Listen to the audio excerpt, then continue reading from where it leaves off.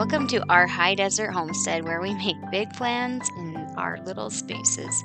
I'm excited to have you here with me as I make preparations to have a winter harvest.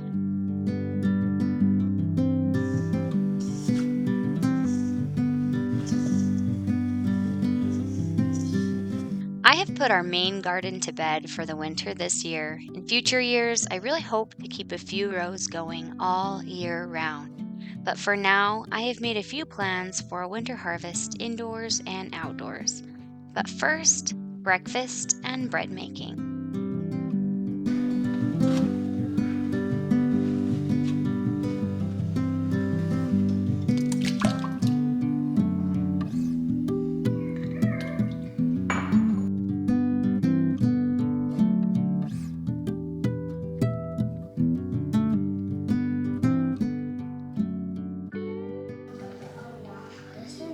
Does it look ready?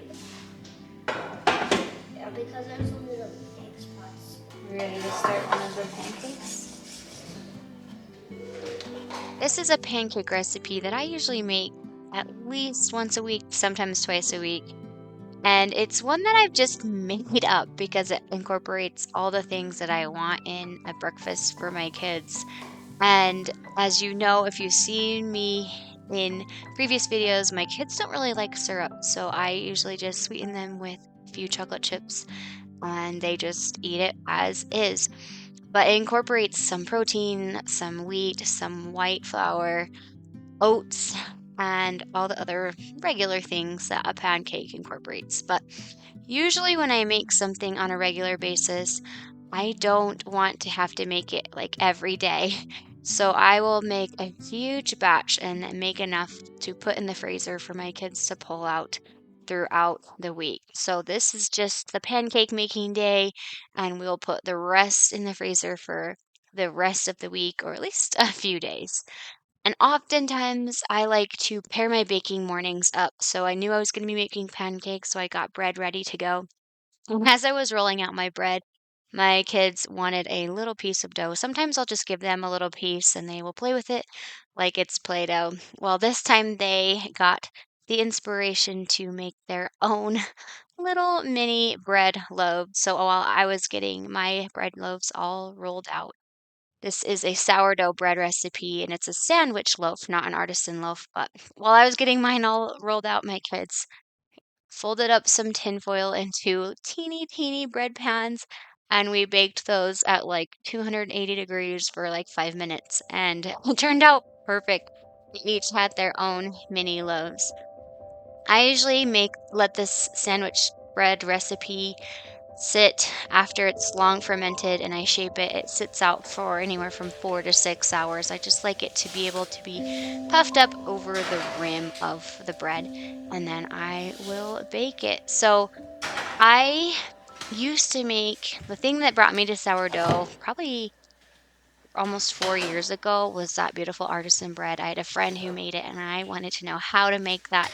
And after making that a few times, I realized how impractical it is for our family. We just want a regular old sandwich bread. So without the giant holes, because peanut butter and honey don't sit in that very well. So while that bread was baking, I had a job to do. So this time of year, my seed box is usually a big mess after all summer and fall planting. And so I just wanted to sit down to take inventory for two reasons. One, I wanted to get a planting done for some winter harvesting. I want to do some indoor and outdoor planting, but I also want to kind of gear myself up for ordering seeds in the future. I really like shopping from M.I. Gardner. His seeds are very affordable, but they run out quickly. And I know he just launched his new seeds for next year, early November. So I want to just see what I have because I hate when I make the mistake of ordering seeds that I already own. Like, I think I have like 3 dill packets somehow, and I have my own dill seeds, and I'm hoping my dill just reseeds itself. So I really don't need them. So after I went through and took inventory of what I had left, I also made kind of a discard pile of older seeds or things that I know I'll never plant. I was able to write down things that I wanted for winter. I also wrote down things for what I want to order to also plant more in the winter. So I want to do a lot more herbs. I have told you time and time again how much I love having herbs growing all winter long. And so there's a few things that I want to order because I just have a couple things. And I also want to order for planting next summer. So this is kind of like the first round order. And I usually make at least a couple more orders or pick up a couple of seed packets throughout the spring as I'm gearing up for then. So right now I am just doing some soil blocks for the indoor starting station. I have my seed starting station that I created last year, and I can link that video down below.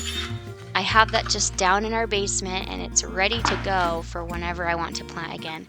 And I've never done this before, but I'm wanting to plant and grow things down there all year just in that station. So I'll start them in these little soil blocks and then I'll probably pot them up into pots as they get bigger. This is kind of just a trial run. I love having access to fresh greens and fresh herbs. And so we'll see if I can keep those going in that seed starting station just with grow lights all winter long.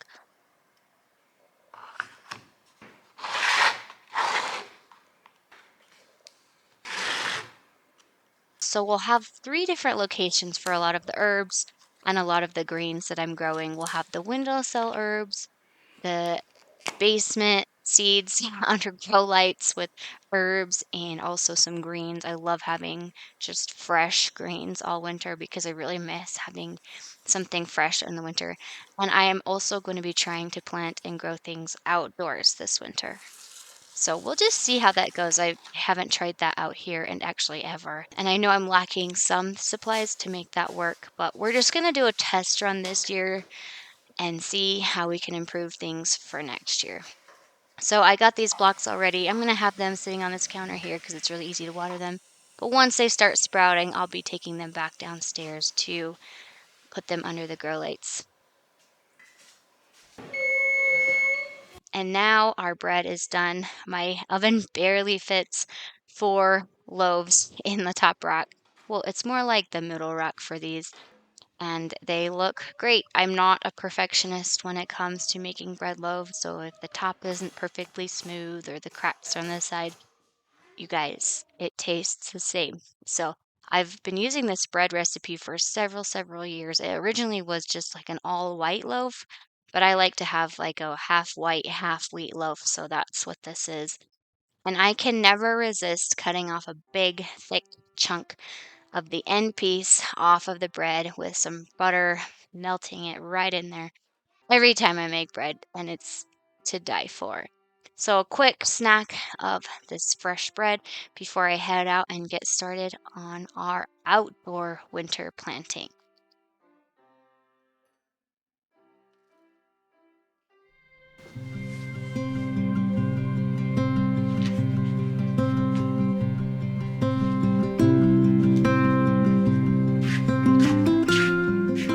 So, as I mentioned before, I have put our main garden to bed. All the rows have cover crops in them, well, except for one. I just missed one row and I'm just going to leave it. So, where I'm going to be planting these things is actually in the herb garden.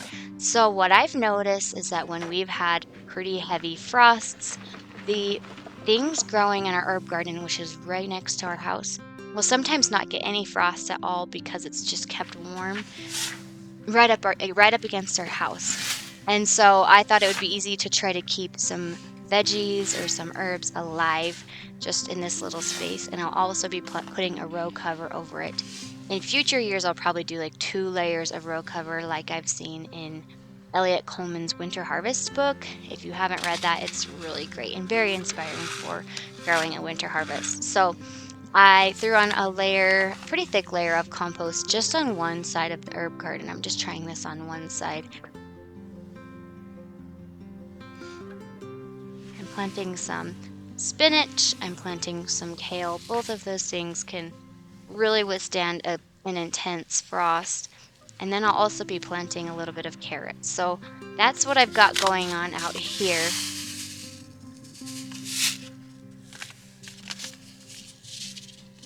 our little farm cat friend, River, who we still aren't sure if she has an owner or not, but she definitely hangs out with us. And as you saw earlier, she will be oftentimes found napping in her little box next to our stairs, which is fun for our kids to go out and see. And she's been doing a pretty good job with keeping the mice count down. We've found several dead mice throughout our yard. So we're happy to have her around. She tends to join me in my projects wherever I am. I got all the seeds planted in there and I just did a quick watering because I haven't this watering system I have for my herb garden is also hooked up to all the berries and it's supposed to rain tonight, so I don't feel like watering the whole system.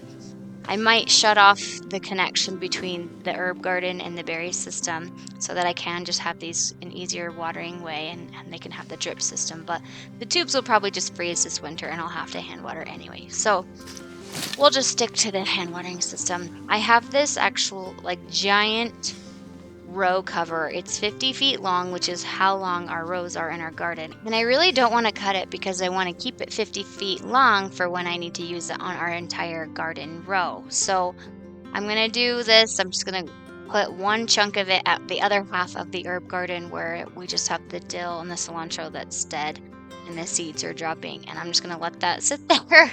And the other side, I'm going to have covering the kale. I have a little bit of lettuce still under there, spinach and carrots and the parsley. The parsley is this green stuff that's still growing and it's withstood some pretty intense frost. So that has me pretty hopeful that it'll overwinter and we'll be able to probably harvest from it all winter if I have this row cover on it. But again, this is all just a test run and we'll see how it goes. I'm excited to get some results from this growing season that we can really implement and improve on in seasons to come. I'm so excited to have you guys here. Go ahead and subscribe, and we'll see you guys next week.